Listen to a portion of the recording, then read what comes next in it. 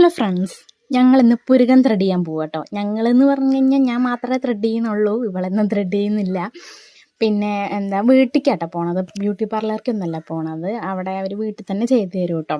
അപ്പോൾ കിങ്ങിണി കണ്ടില്ലേ, ഒരു കമ്പും അതിൽ നിന്ന് ഒരു തുണിയൊക്കെ ചുറ്റിയിട്ട് നടക്കണം. എൻ്റെ കുട്ടിക്ക് പുറത്തിറങ്ങിക്കഴിഞ്ഞാൽ അത് എവിടെ ആയിക്കോട്ടെ, കുറച്ച് കല്ലോ അല്ലെങ്കിൽ ഒരു കമ്പോ എന്തെങ്കിലും ഒന്ന് കൈ പിടിക്കാണ്ട് അവൾ നടക്കില്ല കേട്ടോ. അപ്പോൾ ഈ കോലും ഈ തുണിയും കൊണ്ട് അവൾ നടക്കണം. അവൾ പറയുകയാണ്, ഇത് പാമ്പിയാണ് അമ്മ, കടിക്കുമെന്നൊക്കെ പറയുന്നത്. ഇതൊക്കെ എവിടെ നിന്ന് കിട്ടണോ എന്തോ. പിന്നെ അമ്പലത്തിൻ്റെ അതിയായിട്ടാണ് വന്നിട്ടുണ്ടായിരുന്നത്.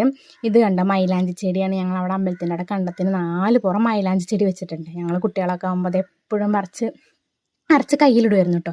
ഇപ്പോൾ ഒന്നും അങ്ങനെ ആരും പറിക്കണ കാണാറില്ല. അതാണെങ്കിൽ നന്നായിട്ട് ചുമക്കുകയും ചെയ്യും. അപ്പോൾ കിങ്ങിണിക്ക് അത് കാട്ടിക്കൊടുക്കുകയാണ്. ഇതാണ് മൈലാഞ്ചി. അവൾക്കാണെങ്കിൽ മൈലാഞ്ചിയും ക്യൂടെക്സൊക്കെ ഭയങ്കര ഇഷ്ടം കേട്ടോ. അപ്പോൾ നമുക്ക് പറിക്കണം അമ്മ എന്നൊക്കെ പറഞ്ഞിട്ട് ഞങ്ങൾ പോരുന്നുണ്ടായിരുന്നത്.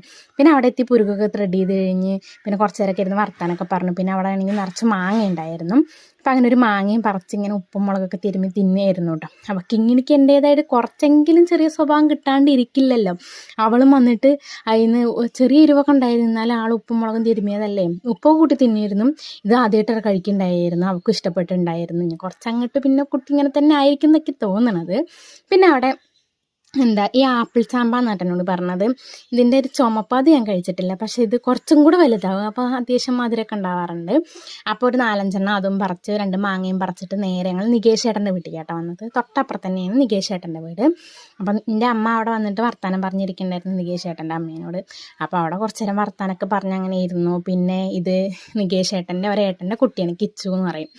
അപ്പോൾ ഇവളും അവനായിട്ട് പിന്നെ ഒരാൾ കമ്പനി ആയല്ലോ. അപ്പോൾ പിന്നെ അവൾ കുറേ നേരം അവൻ്റെ കൂടെ കളിക്കുമായിരുന്നു കേട്ടോ.